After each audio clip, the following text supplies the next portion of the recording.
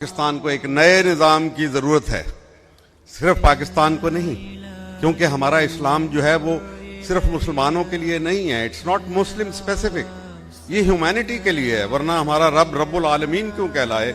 اور ہمارے نبی کریم کو اللہ نے خود لقب دیا کہ نبی تم رحمت للعالمین ہو، تو یہ سبھی کے لیے ہمارا جو ایک مشن ہے، اور اس کے اوپر جو فاؤنڈنگ فادرز ہے پاکستان کے، انہوں نے یہ بات کہہ دی تھی، قائد اعظم نے اپنی جو آخری تقریر 1 جولائی 1948 میں کی، اس میں یہ بات واضح کر دی کہ پاکستانی قوم کو ایک مشن دیا گیا ہے کہ آپ نے انسانیت کو ایک نیا نظام عطا کرنا ہے، اور ہمارے آئین کے اندر ہماری قرارداد مقامت یہ ہے، جس کو میں نرم انقلاب کہتا ہوں، کہ آپ اپنے آئین کے اوپر عمل کروائیں۔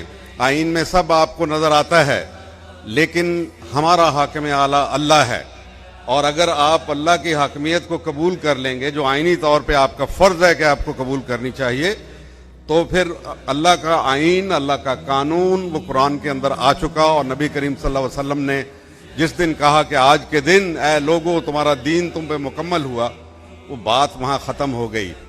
ابھی لیکن ریاست مدینہ کے بعد دوسری ریاست جو بنی وہ پاکستان ہے، اس کا فرض ہے انسانیت کو ایک نیا نظام دے دے۔ پاکستان کا آئین واحد آئین ہے دنیا کے اندر جو کہتا ہے کہ انسانیت کی فلاح بہبود، اس کے امن اور اس کی خوشحالی کے لیے، اس کی خوشی کے لیے آپ نے کام کرنا ہے۔ کتنی بڑی بات ہے، کسی دنیا کا آئین یہ نہیں کہتا۔ امریکن کی خوشی کے لیے کرتے ہیں، برطانوی کے لیے کرتے ہیں، انڈینز اپنے ان کی خوشی کے لیے، لیکن ہم انسانیت کے لیے کرتے ہیں۔ لہذا یہ وہ چیز ہے جس کے بارے میں اگر آج کر کے دکھا دیں تو پھر اللہ تعالیٰ ہم پہ مہربان بھی ہو جائے گا۔ اور پھر علامہ اقبال نے اس کے لیے کہا تھا کہ ہفت کشور جس سے ہوں تسخیر بے تیغو تفنگ، تو اگر سمجھے تو تیرے پاس وہ سامان بھی ہے، یعنی مثال پیش کر دے۔ لیکن کون مثال پیش کرے گا؟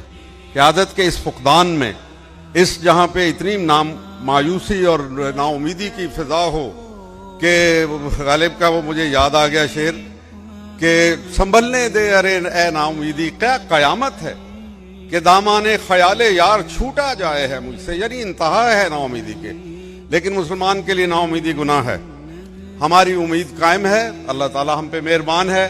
تاریخ نے ایک نئی کروٹ لے لی ہے، جو متحارب نظام تھے وہ سارے ڈوب گئے، اور اتفاق سے ہماری دہلیز کے اوپر ڈی گئے، ہمارے بالکل سامنے ساتھ والے ملک میں افغانستان کے اندر یہ دونوں نظام شکست کھا گئے۔ اور جو میدان شکست میں شکست ہو جاتی ہے، اس کے جبڑوں میں سے، شکست کے جبڑوں میں سے آپ فتح نہیں نکال سکتے۔ مغرب اب اس کے اندر سے فتح نکالنے کی کوشش کر رہا ہے، ہمیں لڑا کے، ایک دوسرے کے ساتھ لڑا کے۔ میں اس کے اوپر بڑی تفصیل میں جا سکتا ہوں، لیکن میں یہ نہیں کہہ رہا، صرف جو ان کا سب سے بڑا گرو ہے، انٹلیکچوئل بھی اور یہودیوں کا سب سے بڑا رہنما، ہنری کسنجر کی نئی کتاب آئی ہے حال ہی میں، کوئی 4 مہینے پہلے، یہاں نہیں ملتی، میں کہ امریکہ سے مجھے ایک دوست نے بھجوائی۔ وہ کہتا ہے، اس کے کتاب کا نام ہے دی ورلڈ آرڈر۔ اب وہ کہتا ہے اسلام کو اور کنفیوشس چائنا کے لیے کہتے ہیں نا کہ اس کی سویلائزیشن کو شامل کیے بغیر تمہارا نیا ورلڈ آرڈر تعمیر ہی نہیں ہو سکتا۔ یہ ورلڈ آرڈر نہیں ہے، یہ ڈس آرڈر ہے۔ وہ کہہ رہا ہے کہ یہ ڈس آرڈر ہے، اور ہم دیکھ رہے ہیں، اس کی نشانیاں دیکھ رہے ہیں۔ لہذا پاکستان کا وقت آ گیا، ابھی کسی کو نا امید نہیں ہونا چاہیے، بالکل مایوس نہ ہوں۔ اگر ہم اس وقت شکار ہو رہے ہیں، ہر طرف سے تیر و تفنگ ہمارے پہ چلائے جا رہے ہیں، تو اس کا یہ مطلب ہے کہ ہم کامیاب ہو رہے ہیں، کیونکہ ہمارا وقت آ گیا ہے۔ اور جس کا وقت آ جائے، وہ کہتے ہیں کہ nothing is stronger than the idea whose time has come۔ ہر زمان و مکان ایک خیال کے تحت چلتی ہے، ایک خیال جو برتر نظریہ ہوتا ہے کسی زمانے کا۔ آج دنیا میں کوئی برتر نظریہ نہیں ہے، اس برتر نظریہ کا نام اسلام ہے، اور اس کی وارث ریاست جو ہے وہ پاکستان ہے، یہ اس کے لیے آئی ہے۔ لہذا پاکستان نے آگے جانا ہے، آگے ہی جانا ہے، اور آگے ہی چلتا رہے گا۔ پاکستانی نوجوانوں کے لیے جو یہاں بیٹھے ہوئے ہیں اور جو سن رہے ہیں، میں یہ آپ کو خوشخبری دینا چاہتا ہوں کہ اللہ تعالیٰ نے آپ کو قیادت کے لیے چن لیا ہے، لیکن آپ کو اپنے اندر کو، ضمیر کو صاف کرنا پڑے گا، آپ کو اپنا کردار سازی کرنی پڑے گی۔ جہاں آپ دنیا کے کام کریں گے، کوئی نہیں کہتا کہ آپ کو روک لیا جائے، آپ ڈائنامزم دکھائیں، اپنی तरक्की करें, बढ़ें आगे, कमाएं, रोजगार पैदा करें, बहुत सी ख्वाहिशें पालें, कोई हरज नहीं इसके अंदर, बेशुमार ख्वाहिशें।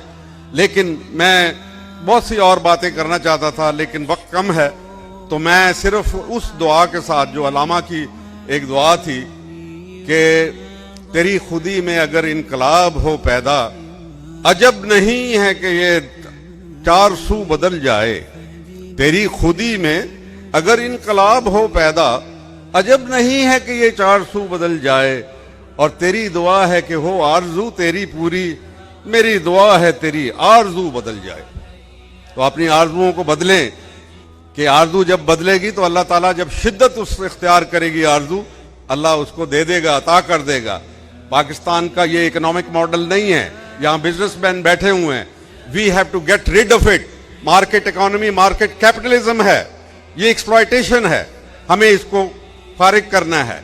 हमारे पास इतना खूबसूरत माशी निज़ाम है, लेकिन हम उसको छोड़ के और पता नहीं किस किस मॉडल के पीछे हम भाग रहे हैं, जो खुद अपने घरों में शिकस्त खा गए हैं। मगरबी जमहूरियत से हम तंग आ गए, आजिज आ गए, और जहां तक